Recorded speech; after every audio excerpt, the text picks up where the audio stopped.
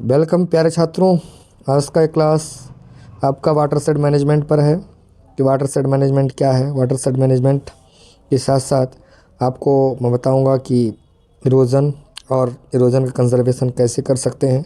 तो conservation of soil and water resource is important यहाँ पर कि stability of agriculture and environment, मतलब कृषि के लिए और पर्यावरण के लिए यहाँ पर वाटर का जो भी रिसोर्स है उसका कंजर्वेशन करना यह एक बहुत ही आवश्यक कार्य है।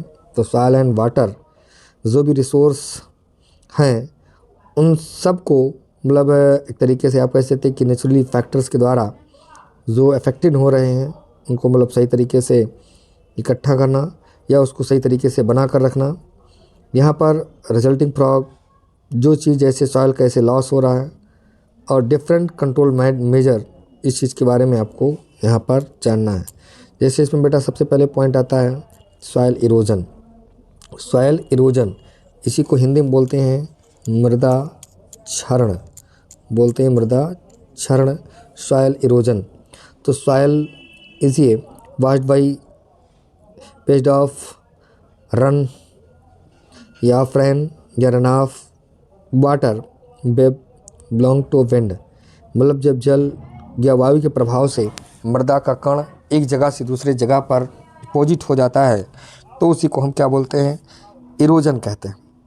इरोजन बेटा यहाँ पर इरोजन का दो फॉर्म है, एक यहाँ पर रिलेटेड और एक नेचुरल। दो फॉर्म सॉइल इरोजन के हैं। तो सॉइल डिसअटैचमेंट, मूवमेंट और डिस्पर्सन, ये तीन चीज़ सॉइल इरोजन के अंतर्गत होता है। मतलब पहले मिट्टी का कण टूटता है, फिर उसका मूवमेंट होता है और फिर उसका क्या होता है, डिपोजिशन होता है। ये इरोजन में तीन फॉर्म यहाँ पर प्रमुख तौर पर होते हैं। अब देखते हैं बेटा कि इरोजन के एजेंट्स कौन कौन से हैं। तो दो एजेंट्स इरोजन के, वाटर और विंड। हम कह सकते हैं कि वाटर इरोजन और विंड इरोजन। वाटर इरोजन कितने प्रकार का होता है। सबसे पहला होता है सीट इरोजन। सीट इरोजन का मतलब है कि जैसे मान लीजिए कि लैंड है तो लैंड की ये ऊपरी परत ही, ये पूरी की पूरी परत वाटर के साथ लॉस हो जाए, बह करके एक क्षेत्र से दूसरे क्षेत्र में चली जाए, तो ये आपका होता है सीट इरोजन। दूसरा होता है रील इरोजन। रील मतलब कि यहाँ पर छोटी छोटी और नलिका बन जाए और वहाँ से वाटर का लॉस होता रहता है। अगला होता है गली इरोजन। मतलब इसी का रील का अगर बड़ा रूप देखें, जब थोड़ा सा वो हैवी रेनफॉल होने लगता है तो ऐसे में इसकी जो रील की उसकी चौड़ाई बढ़ जाती है तो वो गली इरोजन होता है। अगला होता है स्लैब्स इरोजन। स्लैब्स इरोजन जैसे जब वर्षा होता है तो वर्षा की बूंदें ये जब मिट्टी के ऊपर मतलब सरफेस पे पड़ती हैं तो इससे मिट्टी के कण टूटते हैं और टूट करके जगह से दूसरे जगह पर उछल कर जाते हैं, तो ये आपका स्लैब्स इरोजन। अगला होता है यहाँ पर स्ट्रीम बैंक इरोजन, जो प्रमुख तौर पर नदी या झील के किनारों पर वो होता है। अगला यहाँ पर बेटा आता है, ये आपका होता है विंड इरोजन, जो हवा के माध्यम से, हवा के एजेंट के द्वारा यहाँ पर होता है। इसमें तीन होता है, एक होता है साल्टेशन, दूसरा होता है सस्पेंशन, तीसरा होता है सरफेस स्क्रेप। साल्टेशन मतलब जिसमें 1 से 1.5 mm के कण हों, मतलब जिसमें मीडियम आकार के कण हों और ये कण हवा के द्वारा मूवमेंट करके एक जगह से दूसरे जगह पर जाते हैं तो ये साल्टेशन होता है। दूसरा होता है बेटा सस्पेंशन। सस्पेंशन भी इसमें जैसे लेस देन 1 mm से कम जिसका साइज़ होता है वो आपका क्या होता है, सस्पेंशन होता है। तीसरा होता है सरफेस स्क्रीन, मतलब यहाँ पर कि मोर देन 0.5 to 3 mm का अगर पार्टिकल्स होता है तो जो उड़ करके जगह से दूसरे जगह पर जाता है तो उसी को बोलते हैं सरफेस स्क्रेप। तो इस तरीके से बेटा विंड इरोजन में भी 3 प्रकार का होता है, saltation, suspension and surface scrape. अगला इसमें आता है बेटा कि सॉइल कंजर्वेशन, मतलब सॉइल कंजर्वेशन कैसे करेंगे, मृदा का संरक्षण कैसे करते हैं। तो कंजर्वेशन के लिए यहाँ पर जैसे लैंड इटसेल्फ या इसमें कैसे उसका प्रैक्टिसेस करके और इस तरीके से आप लैंड का कैसे आप कंजर्वेशन करेंगे। तो एक तो होता है कि land use based on capability, मतलब जितना उसका कैपेसिटी, जितना उसका क्षमता उतना ही केवल हम उसमें खेती या उत्पादन करें, उससे ज़्यादा ना करें। ये चीज़ भी प्रमुख तौर पर यहाँ पर ध्यान में रखना चाहिए। कंजर्वेशन ऑफ सॉइल मॉइस्चर, यहाँ पर मॉइस्चर की नमी रख करके और मिट्टी को हमेशा संरक्षित करके रखना चाहिए। अगला यूज ऑफ बेस्ड सॉइल और क्रॉप मैनेजमेंट प्रैक्टिसेस मतलब क्रॉप मैनेजमेंट प्रैक्टिसेस भी अच्छे तरीके से करना चाहिए। जिस तरीके का अगर सॉइल है उसी तरीके से या उसी रेंज में हमको क्रॉप लेना चाहिए, ये चीज़ करना चाहिए। अगला यहाँ पर होता है कि जैसे सॉइल की एसिडिटी या अल्कलिनिटी या ड्रेनेज, इन सब पर भी विशेष तौर पर ध्यान रखने की आवश्यकता होती है। अगला होता है ऑब्जेक्टिव ऑफ कंजर्वेशन। इसका कंजर्वेशन का ऑब्जेक्टिव क्या है? तो यहाँ पर क्या है कि promotion of proper land use, अच्छे तरीके से लैंड का यूज हो सके, और उसके बाद में प्रिवेंशन ऑफ इरोजन एंड यहाँ पर या इस तरीके से सॉइल की फर्टिलिटी अच्छे तरीके से बनी रहे, मृदा की उत्पादकता अच्छे तरीके से बनी रहे, इस चीज़ को पहले से ही उतार कर रखते हैं। अगला होता है कि maintenance of soil fertility, means मृदा की जो उर्वरा शक्ति है उसको बना कर रखें, उसको लॉस ना होने दें। उसके बाद में रिडक्शन ऑफ रन ऑफ को कम करना, रन ऑफ जितना ज़्यादा कम होगा तो मिट्टी उतना ज़्यादा ही संरक्षित होगी, ये चीज़ भी रहता है।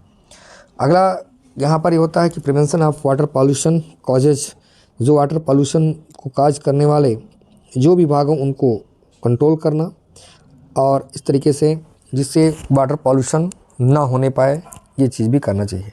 अगला होता है कि जो आपका सेफ ड्रेनेज एंड इरिगेशन की स्लोप प्लान, मतलब भूमि को बिल्कुल समतल रखना चाहिए, जिससे आपका जो सिंचाई और जल निकास ये दोनों सही तरीके से हो सके। Prevention of wind erosion, wind erosion को भी कंट्रोल करके रखना चाहिए, उसको भी प्रमुख तौर पर कंट्रोल करके रखें, जिससे आपका वाटर जो सॉइल लॉस ना हो सके।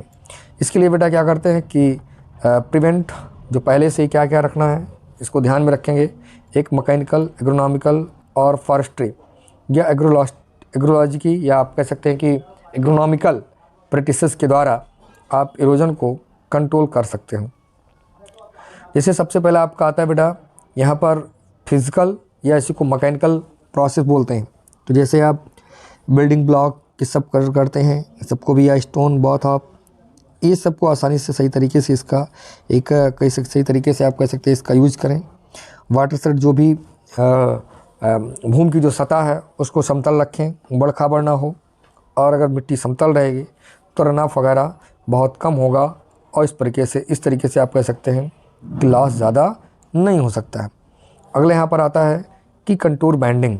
तो अगर आप इस तरीके से कंटूर बैंडिंग करते हैं जहाँ पर 1500 mm से अधिक रेनफॉल जिस एरिया में हो रहा है वहाँ पर अच्छे तरीके से ये आप स्लोप बढ़िया बनाते रहेंगे, या स्लोप जो लैंड जहाँ पर 6% से ज़्यादा आप कह सकते हैं कि उसका 6% से ज़्यादा ढाल हो तो उन क्षेत्रों में भी कंटूर बैंडिंग करना चाहिए। आप लोग देख रहे हो कंटूर बैंडिंग मतलब ढाल के विपरीत, या देख रहे हो ढाल के विपरीत यहाँ पर मेड़ बनाया गया है, और इसमें छोटे छोटे खेत को छोटे छोटे गांठों में कन्वर्ट करके यहाँ पर खेती की जाती है, और इस प्रकार से भी इस रन ऑफ को या इरोजन को अच्छी तरीके से कंट्रोल किया जा सकता है। अगला होता है बेटा यहाँ पर कि ग्रेडेड बैंडिंग, छोटी छोटी दूर पर बड़े बड़े बैंड बना दिए जाते हैं। इसको हम तब अपनाते हैं कि जब 6 से 8% तक यहाँ पर स्लोप हो और हाई रेनफॉल हो, ऐसे कंडीशन में हमको ये विधि अपनाना पड़ता है। तो ये चीज़ यहाँ पर पहले रील होता है, फिर उसी चीज़ को गली के रूप में, और फिर वो बड़े वैली के रूप में भी वो भाग कन्वर्ट हो जाता है, ये चीज़ भी रखते हैं। अगला होता है बेटा कि यहाँ पर ट्रेस फार्मिंग, इसकी भी क्रिया करते हैं। तो बेंच ट्रेस करके जहाँ पर 16 से 33% तक ढाल होता है वहाँ पर बेंच ट्रेस अपना लेते हैं। यहाँ पर या जिगजैग या जिंक ट्रेसिंग के रूप में जहाँ पर 3 से 10% तक स्लोप होता है। इस प्रकार से मीडियम में आप देख रहे हैं कि मिट्टी में जैसे ढाल के विपरीत यहाँ पर भी मेड़ बना करके और खेती पानी को रोक करके और यहाँ पर खेती की जाती है। इस तरीके से खेती भी करते हैं और वाटर का लॉस भी नहीं होता। ये आप देखते हैं कि वेजिटेटिव बैरियर बना करके आप खेत के किनारे किनारे क्या करें कि वेजिटेटिव बैरियर बना दें, और वेजिटेटिव बैरियर बना करके ऐसे क्रॉप लगाएं जिनका अच्छे तरीके से ग्रोथ हो और ज़्यादा मात्रा में उनका ग्रोथ हो, कि जिससे मिट्टी का कटाव ना होने पाए। यहाँ पर या जो भी वाटर वे ग्रास के द्वारा भी यहाँ पर तैयार कर लेते हैं, जिससे वाटर का लॉस ज़्यादा ना होने पाए। एग्रीकल्चरल प्रैक्टिसेस में जिससे आप स्ट्रिप क्रॉपिंग करें, स्ट्रिप क्रॉपिंग करेंगे तो इससे भी सुधर सकता है। या मल्चिंग 2 प्रकार का होता है। एक नंबर में भी क्वेश्चन पूछा जाता है कि मल्चिंग क्या है, तो बेटा मल्चिंग 2 प्रकार का, एक होता है वेजिटेटिव मल्चिंग, और एक आपका होता है यहाँ पर कि यहाँ पर आर्टिफिशियल इस तरीके से भी मल्चिंग कर लेते हैं। मल्चिंग का मतलब होता है कि मिट्टी की ऊपरी सतह को ढकना। अगला यहाँ पर क्या होता है कि रोटेशन, आप क्रॉप को रोटेशन अपनाना चाहिए। कंटूर कल्टीवेशन, कंटूर कल्टीवेशन का अर्थ होता है कि जैसे ढाल है तो इस ढाल के विपरीत में जुताई करना। तो इस प्रकार से अगर करेंगे तो इससे भी संरक्षित हो सकता है, ये भी क्या ध्यान में रखना चाहिए। प्लांटिंग एंड ग्रासेस या इसके स्टेबलिंग बैंड, इस तरीके से प्लांटिंग और ग्रासेस इस सबको भी लगाते रहेंगे। ट्री और एफॉरेस्टेशन, जंगल भी लगाते रहना चाहिए जिससे लॉस ना होने पाए। फॉरेस्ट्री मैनेजमेंट में जो एग्रोइस्टोलॉजिकल मेजर्स में लगाते हैं, जैसे ले फार्मिंग मतलब चारागाह, अगर चारागाह की ज़मीन नहीं, जब चारागाह रहेगा तो मीन्स ऊपर वनस्पति आच्छादित रहेंगे जिससे भी लॉस नहीं होने पाएगा। Grasses improve soil structure, infiltration, importance of fodder and crop, इस सब के लिए घासें भी ज़्यादातर महत्वपूर्ण होती हैं। तो ये सभी बेटा इसमें आसानी से इसको अपनाया जा सकता है, ये चीज़ भी इसके लिए ज़रूरी होता है। अगला बेटा इसमें आपका आता है कि वाटर कंजर्वेशन, किस तरीके से वाटर कंजर्वेशन करेंगे उसको भी ध्यान में रखते हैं। तो इसेंशियल मैनेजमेंट आप जो भी रिड्यूस या इवोपरेशन आप वाटर, इस सबको इवोपरेशन को रिड्यूस करेंगे कि जिससे वाटर का लॉस ना हो पाए इवोपरेशन से, उसको भी कन्वर्ज करेंगे। तो यहाँ objective of water conservation and management, तो एक तो आपका है कि improve availability of water for plant use, plant में ज़्यादातर उसकी उपलब्धता बढ़े, और जो भी हाइड्रो पावर जनरेशन अच्छी तरीके से हो, इरिगेशन की सुविधा अच्छी हो।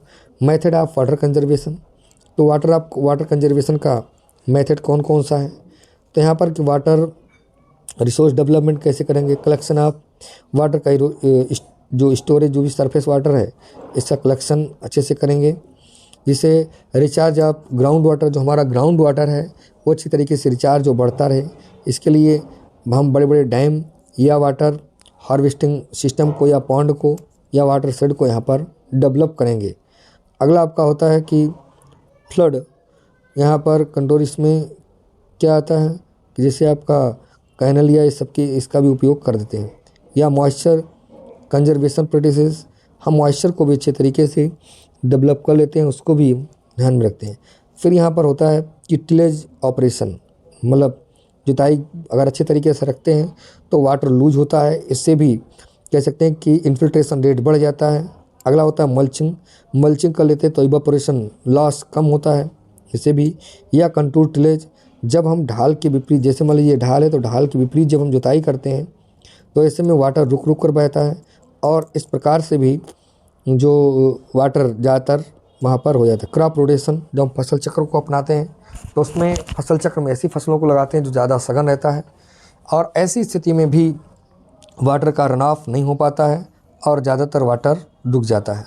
अगला होता है कि factors affecting of soil water conservation, इसके लिए जैसे टोपोग्राफी है, टोपोग्राफी इसको प्रभावित करता है, सॉइल का करेक्टर होता है, सॉइल मॉइस्चर होता है, वेजिटेटिव होता है, ह्यूमन बिहेवियर होता है, एनिमल्स होते हैं जो इसको प्रमुख तौर पर प्रभावित करते हैं।